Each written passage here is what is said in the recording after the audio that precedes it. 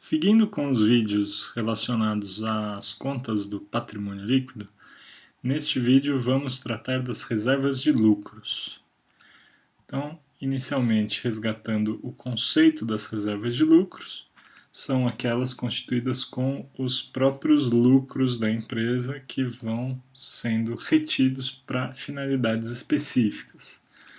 A seguir, vamos comentar alguns exemplos que serão estudados em detalhes na sequência. Reserva legal, estatutária, reserva de lucros a realizar, reserva de contingências e também de lucros para expansão, sendo que essas duas não podem ser aprovadas em cada exercício, em detrimento da distribuição do dividendo obrigatório. Nós vamos estudar essa questão um pouco mais à frente, quando discutirmos distribuição de dividendos. E além dessas, reserva de incentivos fiscais e reserva especial para dividendo obrigatório não distribuído. Em relação a esta última, nós não vamos detalhar na sequência, mas ela acontece apenas em casos bem raros em que a empresa está com dificuldade de distribuir dividendos financeiramente e, ao invés de pagar o dividendo obrigatório, ela constitui uma reserva especial. Exceto esta última, todas as demais nós vamos discutir na sequência com um pouco mais de detalhe. Lembrando a respeito do limite global de constituição de reservas de lucros. Quando nós somamos todas as reservas de lucros, excetuadas as reservas de contingência, incentivos fiscais e lucros a realizar, elas não podem superar o valor do capital social. Isso está definido no artigo 199 da Lei das SA. Então, iniciando as discussões sobre as reservas com a reserva legal, que é a única reserva obrigatória, por isso ela leva este nome, reserva legal, está definida no artigo 193 da Lei 6.404. O seu objetivo é assegurar a integridade do capital social. O que significa isso? De uma forma mais conceitual, a lógica seria que a empresa, periodicamente, vá retendo dos lucros que ela vai tendo um percentual e, dessa forma, ela vai aumentando o seu patrimônio líquido, ela vai se capitalizando, de forma que, em um determinado período que ela tenha prejuízo, ela usa essa reserva legal para absorver o prejuízo e, desta forma, ela não se descapitaliza. Claro que isso a gente considera uma perspectiva teórica, porque não necessariamente o prejuízo vai ser inferior à reserva legal. Mas como conceito, a lógica de se manter lucros em um determinado percentual todo o período é essa. A utilização, portanto, está restrita a compensar prejuízos, dentro desse princípio de garantir a integridade do capital social, e também provocar um aumento do capital social via capitalização de reserva legal. Lembrando que, para compensar prejuízos, a reserva legal é a última das reservas de lucros que é utilizada para esse fim. Todas as demais reservas vão ser utilizadas antes dela. É importante destacar que existem limites para a constituição da reserva legal. Vamos estudar esses limites na sequência. O primeiro limite, que é considerado um limite obrigatório, ele é baseado em 20% do capital social como teto para o saldo da reserva legal. Então, o primeiro passo, claro, é calcular o valor da constituição da reserva legal, que é baseado em 5% do lucro do período, antes de qualquer outra destinação, pois a constituição da reserva legal é sempre a primeira que deve ser feita. Claro, assumindo que não há prejuízos acumulados. Se a empresa tiver um lucro e tiver prejuízos acumulados, a primeira destinação para esse lucro é absorver os prejuízos anteriores.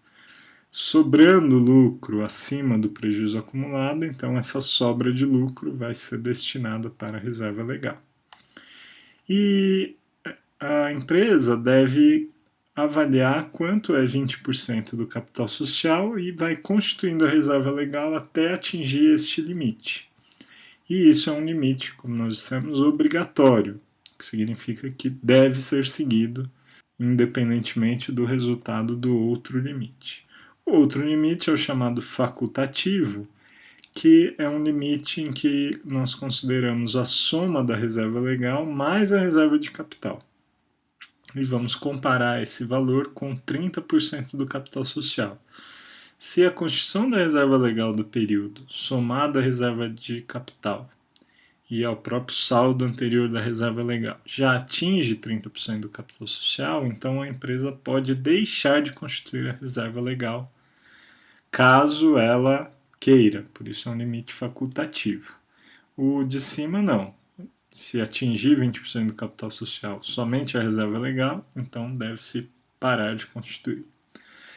Vamos ilustrar melhor essa questão do cálculo da reserva e dos limites com um exemplo numérico. Vamos imaginar que a empresa está no fim do ano 1, ela tem um capital social de 150 mil, reserva de capital de 20, e a reserva legal anterior, ou seja, o saldo constituído até o ano 0, já é de 16.500. No período, ela tem um lucro líquido de 70 mil. Então, qual é o primeiro passo? Calcular 5% desse lucro.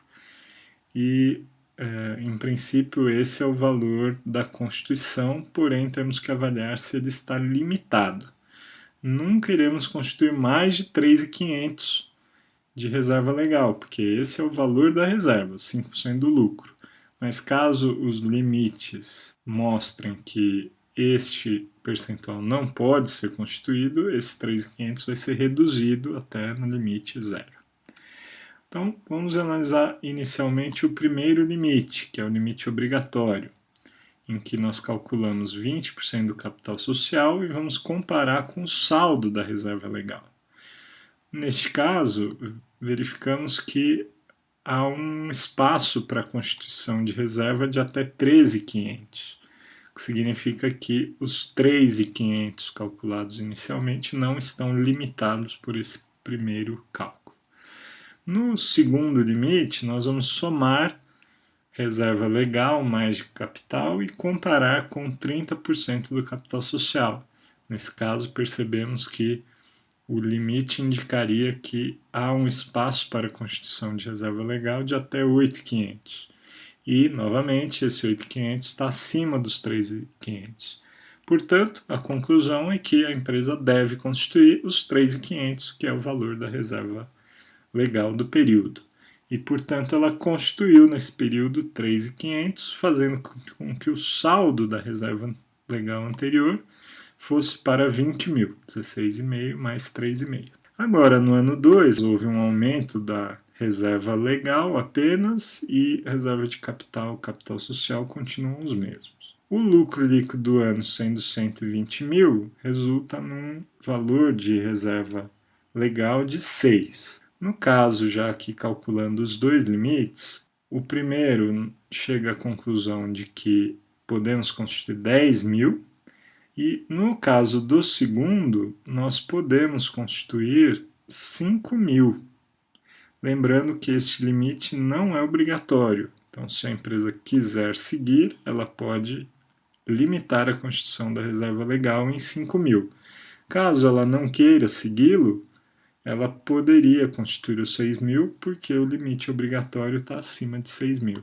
Então, aqui a conclusão é que ela pode optar entre 5 mil, que seria o valor da Constituição seguindo o limite facultativo, ou 6 mil, que é o valor dos 5% do lucro líquido, uma vez que o primeiro limite está acima dos 6 mil.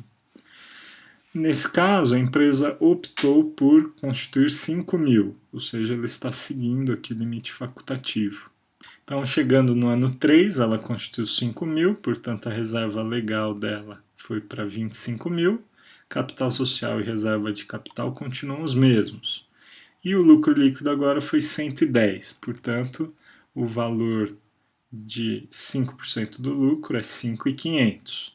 Vamos verificar os limites legais. No caso do primeiro limite, 20% do capital social, 30, reserva legal anterior 25, então nesse caso eu só poderia constituir 5. No caso do segundo limite, ele já está estourado. Como nós vimos no ano 2, a empresa constituiu 5, que é o patamar para atingir o segundo limite, e, portanto, por esse limite, não haveria constituição de reserva legal no período. Agora, de novo, esse limite é facultativo e a escolha é a cada ano. Não é porque eu escolhi no ano 2 seguir o limite facultativo que eu preciso seguir no ano 3. Então, nesse caso, qual é a conclusão? A empresa pode escolher entre 0, que seria seguir o segundo limite, e 5.000. Por que 5.000? Porque o primeiro limite diz que a empresa não pode constituir mais do que 5.000, embora 5% do lucro seja 5.500. E nesse caso ela escolheu 5.000, ela optou pelo primeiro limite, o limite obrigatório. Sendo assim, a reserva legal da empresa foi para 30.000. Neste quarto ano, houve uma alteração do saldo de reserva de capital, que foi para 10.000, o capital social continua igual e agora o lucro líquido é 115. 5% do lucro líquido, inicialmente 5.750, sendo que a empresa poderia constituir 5 no ano 3, ela constituiu, fazendo com que o saldo da reserva legal chegasse no patamar de 20% do capital social, 30.000. Mas agora, como nós fizemos uma alteração do saldo de reserva de capital, propositadamente, para ilustrar essa escolha, vejam que haveria um espaço para a constituição de 5.000 seguindo o limite facultativo. Bem, será que a empresa poderia seguir esse limite, já que é facultativo? Nesse caso, não. Neste caso, como o primeiro limite, que é obrigatório, diz que não há espaço para a constituição de reserva legal, se a empresa quisesse seguir o segundo limite, ela extrapolaria o primeiro. E o primeiro é obrigatório, deve ser seguido. Então, neste quarto ano, não há opção de constituir 0 ou 5.000. Agora vamos estudar um pouco a reserva estatutária, que é definida no artigo 194 da Lei 6.404. E a reserva estatutária ela é bem semelhante, em termos conceituais, com a reserva legal. A diferença formal é que a reserva estatutária não é obrigatória. Cada estatuto vai definir se existe ou não essa reserva, e nesse caso, constando no estatuto, é necessário definir a finalidade, de modo preciso e completo, e também os critérios para determinar a parcela anual do lucro e também seus limites. Então, de certa forma, tudo que existe para a reserva legal, que são esses critérios, também deve ser feito no caso de reserva estatutária, só que aí cada empresa vai ter a sua, se tiver, não é obrigatório. Não pode restringir o pagamento de dividendo obrigatório, isso é importante. A empresa não poderia, por exemplo, definir que a sua reserva estatutária é 90% do lucro líquido, porque isso, como nós vamos ver mais à frente, limitaria o pagamento do dividendo obrigatório. Quais são exemplos de possíveis constituições de reserva estatutária? Por exemplo, renovação de equipamentos, aumento de participação em controladas, reforço de capital de giro, são possibilidades, são apenas exemplos. As empresas não devem se limitar apenas a essas situações. Na sequência, vamos discutir reservas de contingências. Lembrando que as reservas para contingências são diferentes de provisões e contingências. É um tema que já foi discutido em contabilidade introdutória. Provisões são passivos, contingências são passivos contingentes, são possíveis obrigações que não são constituídas na contabilidade, mas devem ser relatadas em notas explicativas. E aqui a gente tem reservas, que são contas de patrimônio líquido. Quais as características dessa reserva? Isso está no artigo 195 da Lei das SA. De uma forma ampla, destinadas a compensar em exercício futuro a diminuição de lucro proveniente de perda provável cujo valor possa ser estimado. Ou seja, é uma forma de a empresa reter lucros do período atual para se precaver contra perdas prováveis no futuro. Essa, aliás, é a grande diferença em relação à provisão, porque a provisão se constitui numa obrigação presente decorrente de uma perda provável. Ou seja, o fato gerador da perda já existe. Aqui não. A perda ainda não existe, o fato gerador dela ainda não aconteceu. Por exemplo, uma enchente, um desastre natural que ainda não aconteceu e a empresa está pretendendo se precaver contra algo futuro. Deve ser indicada, nesse caso, a causa da perda prevista e também a justificativa, seriam razões prudentes para esta constituição. Ela deve ser revertida no período em que não houver mais justificativas para esta constituição, ou então no período em que de fato ocorrer a perda. Então, alguns exemplos que sugerem constituição de reserva para contingências. Perdas cíclicas, por exemplo, num agronegócio, ocorrendo fenômenos naturais, ou então em algum outro tipo de indústria, ciclos de consumo que provocam perdas para a empresa, paralisações temporais e outras situações que podem sugerir perdas futuras prováveis. De qualquer modo, é importante a empresa seguir esses requerimentos da legislação, justificando adequadamente, porque afinal de contas, ao constituir uma reserva para contingências, a empresa está deixando de distribuir dividendos. Então é importante ter uma justificativa adequada para isso. Dando sequência, vamos estudar a reserva de lucros a realizar. Reserva de lucros a realizar está definida no artigo 197 da Lei das SA.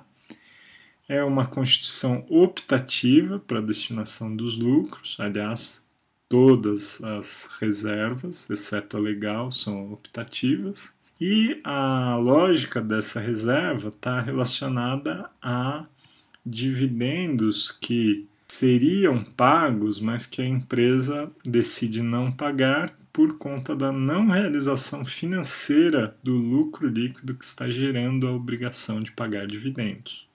A ideia seria que o dividendo é calculado com base no lucro, mas o lucro não necessariamente está realizado financeiramente. Então, se em uma situação a empresa entende que não deve pagar o dividendo por conta da não realização financeira do lucro, ela pode usar o expediente da reserva de lucros a realizar, para não pagar esse dividendo obrigatório. De que forma esse processo vai acontecer? De acordo com a lei, no período em que o dividendo obrigatório exceder a parcela realizada do lucro, esse excesso pode ser destinado à constituição da reserva de lucros a realizar. Na sequência, vamos verificar um exemplo numérico para ilustrar de uma forma mais clara esta forma de cálculo. De qualquer modo, é importante observar que não é a empresa que decide qual tipo de resultado está ou não realizado financeiramente. A legislação define que apenas resultado líquido positivo de equivalência patrimonial pode ser considerado um lucro não realizado, ou então resultados, lucros, ganhos ou rendimentos em operações cujo prazo de realização financeira ocorra após o exercício seguinte. Portanto, estamos falando de uma realização superior a um ano. Então, vamos imaginar, por exemplo, que a receita de venda da empresa vai ser recebida em 8 meses. Ela pode não ter recurso para pagar o dividendo em 5 meses, que é normalmente o prazo que se paga os dividendos, mas isto não seria justificativa para a constituição da reserva de lucros a realizar, porque legalmente apenas resultados de longo prazo não realizados, porque legalmente apenas resultados não realizados num longo prazo, ou seja, um prazo de realização superior a um ano, é que podem ser caracterizados como lucros a realizar, além do resultado positivo de equivalência. Importante inicialmente entender que o valor da constituição da reserva de lucros não é uma dedução da base de cálculo do dividendo, mas é o próprio valor do dividendo obrigatório não distribuído em função da não realização financeira.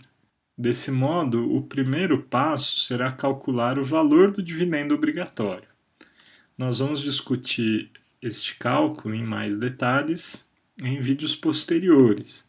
De qualquer forma, aqui nós já vamos apresentar o cálculo pronto. Então, neste exemplo numérico, a base de cálculo do dividendo seria 137.500, Estamos definindo um percentual de dividendo obrigatório de 25%, logo o dividendo obrigatório, neste caso, seria 34.375. Agora nós vamos calcular do lucro do exercício qual é a parcela realizada.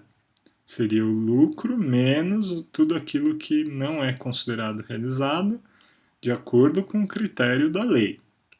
Então, nesse caso, partimos dos 150 mil e consideramos 4 tipos de resultados não realizados. Uma variação cambial que é de longo prazo, um resultado de equivalência positivo, lucro em vendas a prazo, considerando um prazo superior a um ano, e ganhos líquidos devidos à variação de valor de mercado, assumindo que a realização financeira dos ativos que estão gerando essa variação ainda não ocorreu.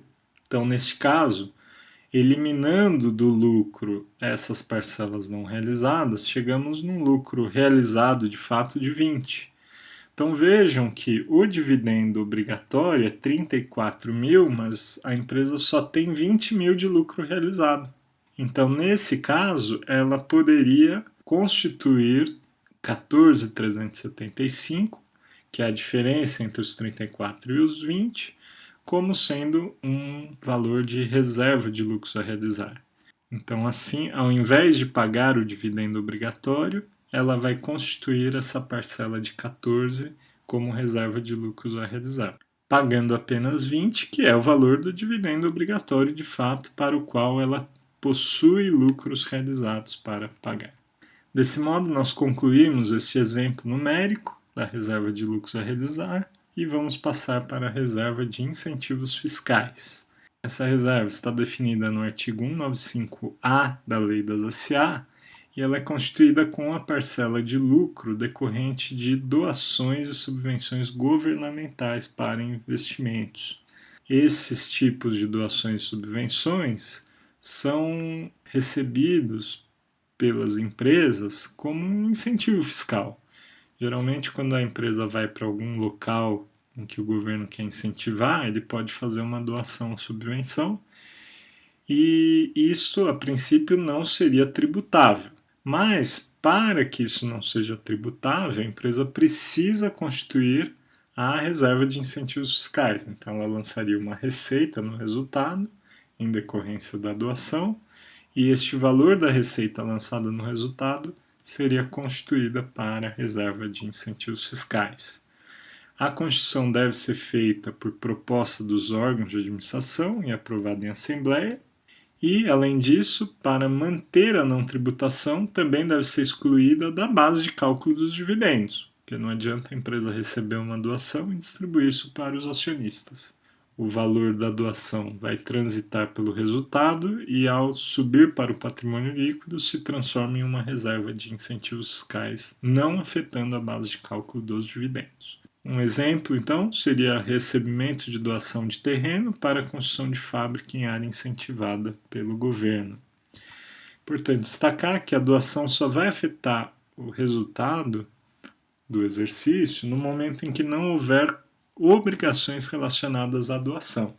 Se a empresa receber a doação, mas houver obrigações, num primeiro momento, esse terreno doado vai por ativo em contrapartida a um passivo, que é essa obrigação de fazer algo, gerar empregos, fazer investimentos, continuar no local por algum tempo, coisas do gênero.